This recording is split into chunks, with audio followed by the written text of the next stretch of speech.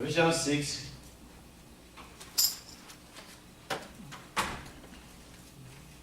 So, for we wrestle not against flesh and blood. Okay?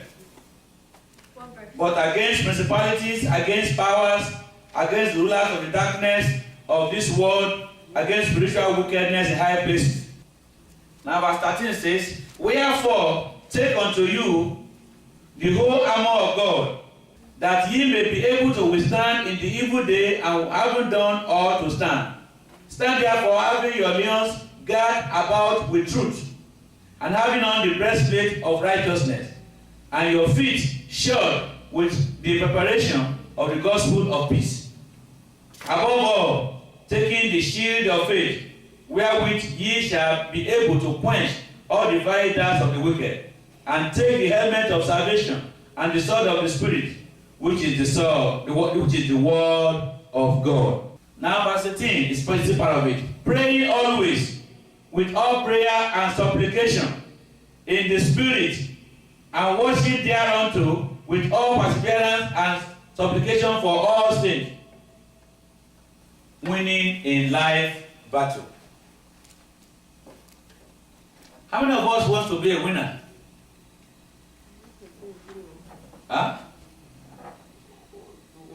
Everybody wants to be a winner, yeah. For me, that's the best place we can be. Because if you are not a winner, you are going to be a loser. And it is not the plan of God that any of his children will be a loser. We belong to God who created the heaven and the earth. We are children of the most, if I can put it that way, the most powerful God you can ever talk about. There is only one God, the God of this world, and he also exerting power. Like where we have just read, I would say we are not wrestling against flesh and blood, but we are constantly in a warfare with certain power, certain forces, and the Bible make us to understand, enumerated them, call them by name, one after the other.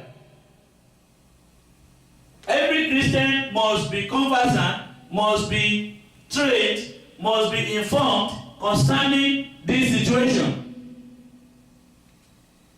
Life is war. Life is what? War. Life is the warfare. Life is the warfare. And if you are able to understand this, the warfare of life right from your youth, if you're able to know that life is war right from your childhood or right from your youth, and you are able to know the things that you are supposed to put in place, or the strategies for fighting the warfare, then you can live a victorious life all your lifetime. Amen?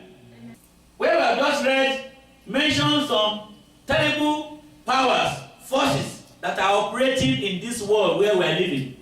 This is not the first time your attention is being drawn to it. It's not the first time. Our attention has been drawn to it. What time with that number? And again, God is saying, we should look at it again. Amen? Amen. Because every day life is a battle. Every day Christian life is a warfare. And there is nothing you can do to run away from the war, from the battle. The best you can do is to fight. Amen? You can't be complaining. Complaining will not solve the problem. Going from one person to another cannot solve the problem. The only thing that can solve the problem is to know that the reality of life is warfare. And when you know that life is a war, then be prepared to fight. Alright? Prepared to do what? To fight. Because in the battle of life, no ordinary person cannot help you. The only one that can help you is God Almighty. So when people are going through warfare, you may not know what they are going through. Amen? Maybe you are going through one particular warfare right now. I may not know what you are going through. the type of warfare I am fighting, you may not know. Even if I tell you that this is happening, I'm fighting this, I'm facing challenges, I'm facing problems, you may not understand what I'm saying.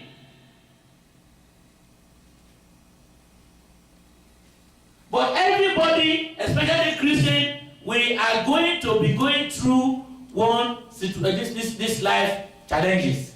And I want to read again Ephesians chapter 6 from verse 12 again for every one of us to take special note. This is not my word. This is not the book that I wrote. This is the Bible. This is God speaking to his children. Don't be carried away by the beauty of the city. The big cars, the big houses, all the pleasure that you see there in the city. Don't be carried away. But always be conscious that despite all the beauty, all the pleasure that you see over there, there is fight, that is battle. There are some forces that you cannot see with your physical eye that are causing trouble here and there, that are out there watching our unguided hour to strike, watching every moment to hold us captive and in bondage. Our fight is not against human beings. We are not fighting human beings, but we are fighting the forces that are controlling human beings. We are fighting the forces that are using human beings against us. We are fighting the forces that are looking for a way to hinder your destiny. That are looking for a way to make sure that the plan of God for your life, the purpose for which God sent you to this world, is not fulfilled. And don't play joke with it. Alright? Don't play joke with it. Because when this battle starts, your father may not be there. When the battle starts, your mother may not be there. When the battle starts, your pastor may not even be there. It will be you and your God. It will be you and your faith. It will be you and the knowledge that you have. This is not a fight. This is not a warfare of gun, of machine gun. No. This is a spiritual warfare that is you and I. We have to go. Say, for we wrestle not against flesh and blood, but against principalities.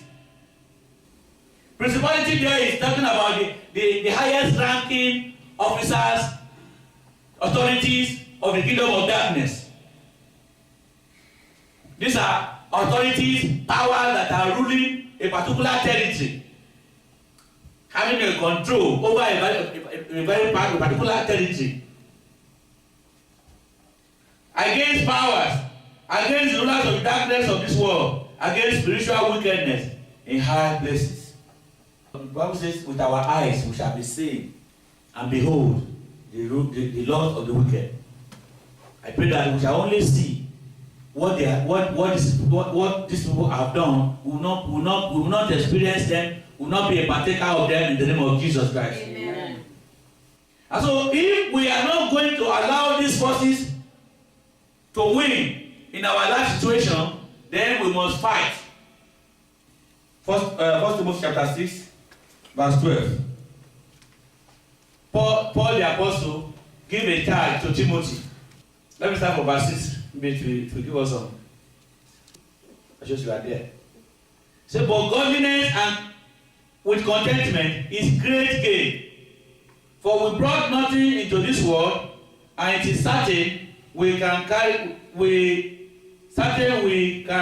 nothing out.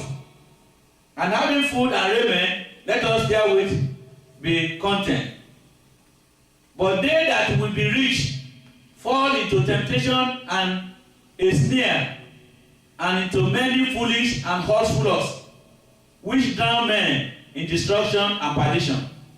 For the love of money is the root of all evil, which while some coveted after, they have erred from the faith, and pierced themselves with many sorrows. Now verse 11. It says, but thou, man of God, Flee these things and follow after righteousness, godliness, faith, love, patience, meekness. Now verse 12. Okay? Fight the good fight of faith. Lay hold on eternal life, whereunto thou art also called, and hast professed a good profession before many witnesses. I give thee charge in the sight of God, who quickeneth all things, and before Christ Jesus, who before Pontius Pilate witnessed a good confession, that thou keep this commandment without spot, unrebukable, until the appearing for our Lord Jesus Christ. Amen. In any case, what I'm drawing our attention there to is that Paul admonished Timothy to fight the good fight of faith. He said he should lay hold on eternal life. He should lay hold of it, hold it tightly. Don't allow salvation that you have received to fall away. Hold it tight. Not only to please who have chosen you, that you may come out a winner in the battle and not die in the battlefield. I pray that God of heaven will help us to put this in mind and always recognize that we are in a warfare in the name of Jesus Christ. Amen. Now, Adam and Eve were the first people created by God. But unfortunately, they are never conscious. They are never conscious at all that they have an enemy. They were created in the Garden of Eden. God made every provision for them. But there is one thing they don't know, that they have an enemy. One thing they are not prepared for. They are not prepared for war. They are never prepared for war. And so when Satan came into the garden in order to take that which God has given to them, in order to enslave them, in order to capture them, they were meant unprepared.